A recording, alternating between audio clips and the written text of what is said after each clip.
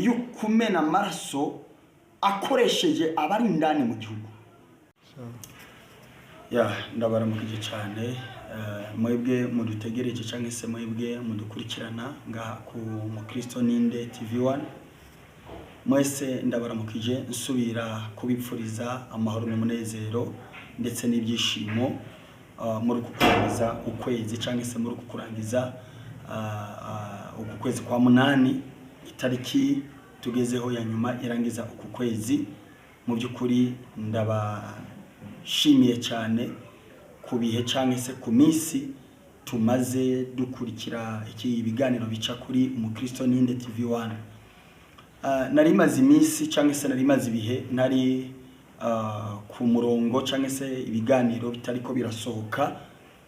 Cyambere nari ngize ibihe ndi mu minsi yo gusenga, icya kabiri nari ngize ibihe ndi mu minsi yo kuba ndiko ndakora mu ivuga butumwa ndetse n'ibindi ku Imana ibiriko irantuma cyangwa se iriko iranshoboza. Ndabishimira Imana, ndakengurukira mwebwe mu nsengera, mwebwe mu mpamagara, abansengera mwese umwami Imana abahumugisha. Mu by'ukuri nari ndabakumbuye nanjye kandi nari nkumbuye kuba ndi ngaha kuri online cyangwa se ndi imbere yanyu ndi kuri kamera kugira ngo nyage namwe cyangwa se kugira ngo mvugane namwe. Rero uyu munsi naje imbere yanyu kuko hariho icyo Imana yambwiye gutangariza ubwoko bwayo cyangwa se gutangariza abantu bayo. Reka tubanze dusenge dushima Imana, amanyuma ntangaze icyo Imana yambariye kugira ngo uhora harushirize kubaho umugisha aho muri hose naho muherereye mu mpande zitandukanye, abari i Burundi, abari muri Kongo, abari mu Rwanda, abari Tanzania, abari mu Uganda, abari muri Afrika yose, abari i Buraya, Amerika, Canada, Australia n'ahandi mwese mudukurikirana, abari za Oman mudukurikirana, za Jordan, mwese ndabaramukije kandi umwami Imana ashishikare kubaho umugisha no kubagira neza muri byose. Reka dusenga Imana hamanyuma rutambutse icyo Imana yambariye kubabwira. Ndagushimiye cyane ko witwa Imana kandi ngushimiye ko uruwera kandi uri umwami ku buzima bwacu, ni wakira icubahiro kandi nuhabwe amashimwe. Urakoze kuba usubiriye kutwemerera kandi urakoze kuba usubiriye gudukundira kugira ngo tuboneke imbere ya kamera kugira ngo dutangaze icyo watubariye. Ndasengeye uyu muntu cyangwa nsengeye ubwoko bwiteze kumva no kwakira icyo uvuze, unyemerere kugira ngo iyi video izifashe benshi kandi abazohagara nk'uko uvuze uzubaho umugisha kandi abazakora icyo wavuze uzubahezagire nk'uko ijambo ryawe bivuga. Urakoze rebana natwe kandi umugisha ugaragara imitima yacu muri byose mu izina ryogera Kristo wa Nazareti, amen.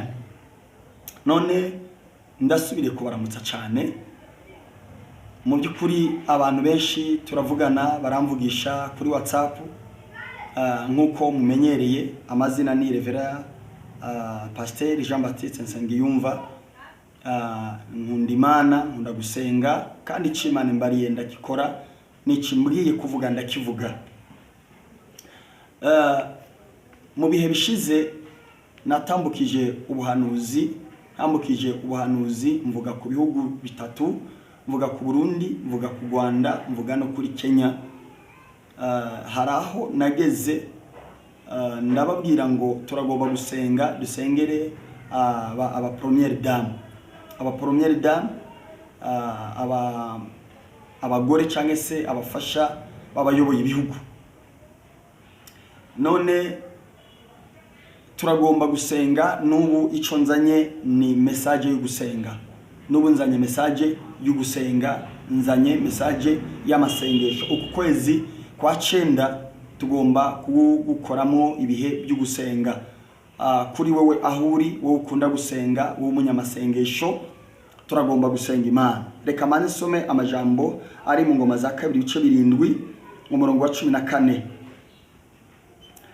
Umutwe w'amajambo uravuga ngo uhoraho yerekera Salomo ubugira kabiri, maze abantu banje bitirirwa izina ryanje nibicisha bugufi bagasenga barondera mu nyonga hanje bagahindukira bakareka ingeso zabo mbi, nuko nanje nzokumva ni mwijuru mparire ibyaha byabo nkize n'igihugu cyabo, amen.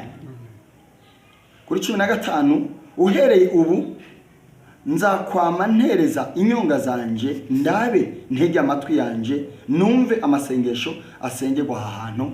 Imana mugira habwe icubahiro. Message nzanye iri muri iri jambo rivuga ngo maze abantu banje bitirwa izina ryanje, nibasenga bagahindukira bakareka ingeso zabo mbi, ndi mu ijuru nzobumva mparira ibyaha byabo, nkize n'igihugu cyabo. Nzanye message y'Imana yambwiye ko tugomba gusenga. Hari igihe twebwe tuba twibaza ko hari Satani ashobora gukoresha ibyo tuba tutariko turareba, tukibaze iby'inyuma nituraba imbere. Ibihugu bitatu nabonye, u Burundi, u Rwanda, Satani yipfuza gukora imbarutso yo kumena amaraso akoresheje abari indani mu gihugu, abari indani mu gihugu, bikaca byitirirwa abari hanze kugira ngo bikunde Satani abone uko amena amaraso. None ikintu kiba gikwiriye n'iki ku basenzi? Turagomba gusenga kuko ibyo byose ni imipango y'abadayimoni na Satani. Satani ariko agerageza gukora agakino gateye ubwoba mu kujyanisha abakozi b'Imana, mu guteranya amatorero, abasenzi kudasenga, kudasengeranira, shengero kugwana. Ibihe byo gusenga biriko birashira kugira ngo abantu basamarire iby'intambara baba barimo mu matorero, mu byumba, mu miryango n'ahandi, kugira ngo bamwe bosenga bofata izamu babe muri wa mwanya wo guhugira muri za ntambara zirikoze mu matorero, mu bapasteri bagwana, mu barevera bagwana, mu bishop bagwana. Ico ibe turufu yo kugira ngo Satani asamaza aba bantu ibihe byo gusenga byibagiranwe, cyangwa se bararikira intambara barimo mu madini bibagire gusenga. Ndasubira gukangurira abantu gusenga kuko Satani afise imipango mibi ku bwoko bw'Imana cyangwa se ku bantu b'Imana. Naratangaje ndavuga ngo turagomba gusenga, twarasenze, abo twasenganye Imana ibaho umugisha, kandi n'ubu ndagarutse imbere yanyu ndiko ndatangaza ngo yemwe turagomba gusenga muri uku kwezi kwa 9. Uku kwezi kw'icenda turagomba kugusengamwo, uku kwezi kw'icenda turagomba kugusengamwo muri indwi nyene itangura umunsi wa gatatu. Turatangura amasengesho y'imisi 3, turasenga ku munsi wa gatatu, ku munsi wa kane tuyarangize ku munsi wa gatanu.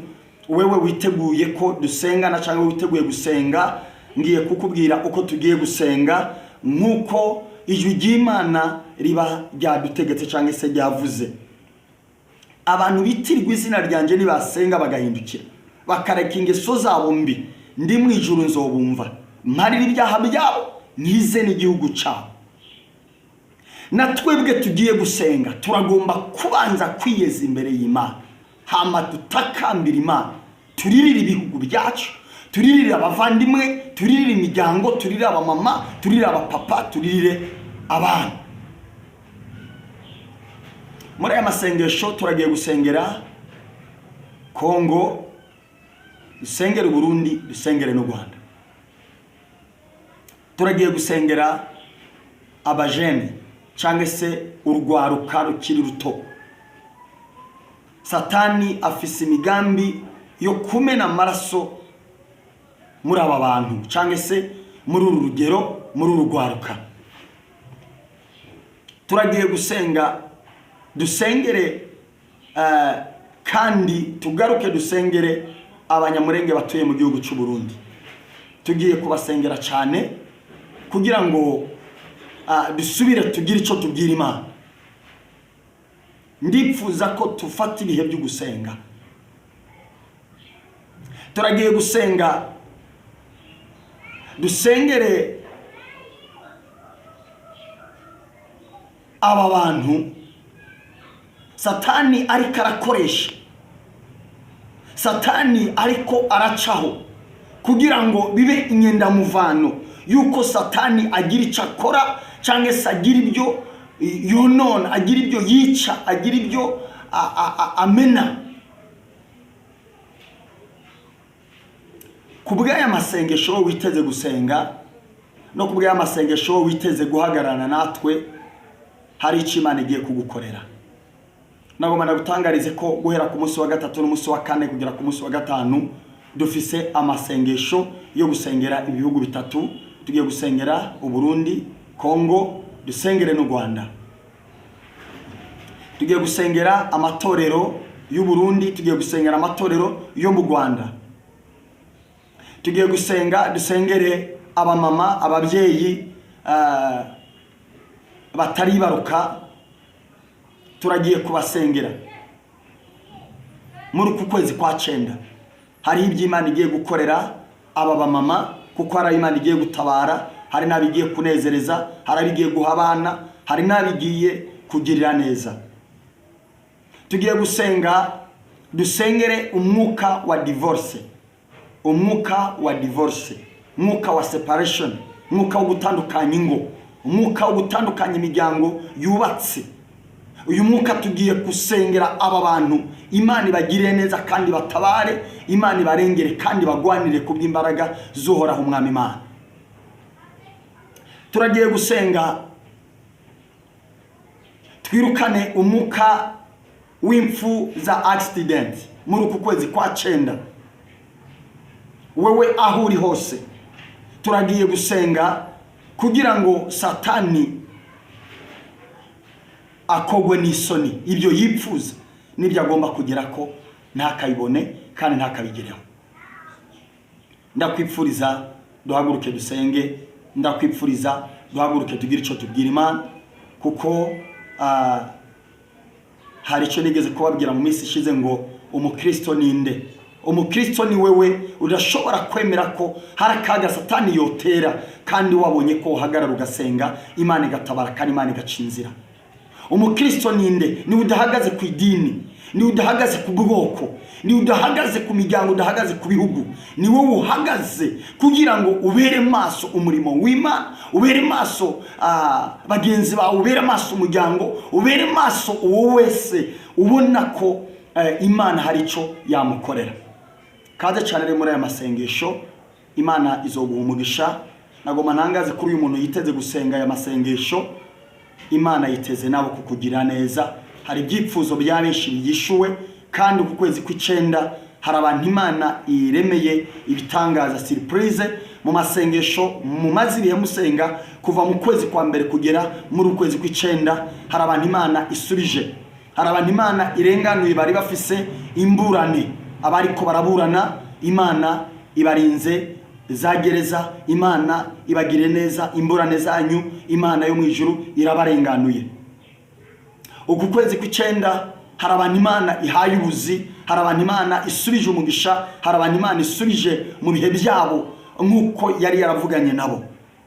Muze dusenga Imana, muze tubwire Imana, muze turira Imana, iriteze kugira ibyo ikora kandi iriteze kugira ibyirema n'ibyigaragaza ku buzima bwacu no ku buzima bw'imiryango no ku buzima bw'ibihugu byacu ndetse n'ibindi. Imana yiteze kugira ibyirema ku bw'imbaraga zayo. Urakoze cyane, Imana iguhe umugisha kandi urushirize gukurikirana ibiganiro byacu bica kuri Umukristo Ninde TV1. Utibagira gusharinga ku bandi, utibagira kubisangiza inshuti n'abagenzi, utibagira na comment zanyu tuba tuzikeneye kugira ngo mugire icyo mutubwira mu bijyanye n'ibiganiro byacu. Ndetse abatarakora subscribe namwe turabatangariza kugira ngo murushirize kuduhesha umugisha mu gukora subscribe. Imana y'umugiro baho umugisha kandi bahezagire. Mwarahezagiwe n'Imana, kandi wewe witeze gusengana nanje, wewe witeze kumva twosengana guhera ku munsi wa gatatu, uhawe kaze. WhatsApp yanje yama iri kuri ekra, urashobora kumpamagara cyangwa isukandondera kugira ngo dufatane ibihe byo gusenga kandi kugira ngo turushirize kubana mu bihe by'amasengesho. Imana y'umugiro umugisha, warahezagiwe n'Imana. Amen. Reka dusenga Imana. Urakoze mwami Imana, urakoze ko ari wowe Imana dusenga twizeye kandi twiringiye. Urakoze ko ari wowe umva gusenga no gusaba kwacu. Nyemerera ubu buhanuzi bugire icyo bwubatse mu mitima ya benshi. Aya masengesho tugiye gusenga, dusenga ku bwa Kongo n'u Burundi n'u Rwanda, unyemerere ugira ibyo wubaka. Aba bajene, aba bakobwa, aba basore, urugwaruka, unyemerere wewe ugira uko urwaniriye nk'ukuri kurabigaragaza, kandi unyemerere utabariye imiryango, unyemerere utabara aya makanisa, unyemerere wirukaniza imbaraga z'imyuka mibi ya divorce, unyemerere muri uku gusenga ugire intahurema, unyemerere utabare aya matorero. Haleluya. Satani ariko yibagiza ibihe byo gusenga, akaba mu njyane, mu ntambara, abakunzi bakankana, abahora basangira isengesho bagasangira urwango. Unyemerere usubiremo imitima y'abantu bawe, uyireme mu rukundo, unezereze imitima ya benshi, kandi usubize hamwe imiryango, usubize hamwe inshuti, ubutabazi bwawe bugaragara mu mitima ya benshi. Urakoze rero kubibyumvise kandi uko wabikoze.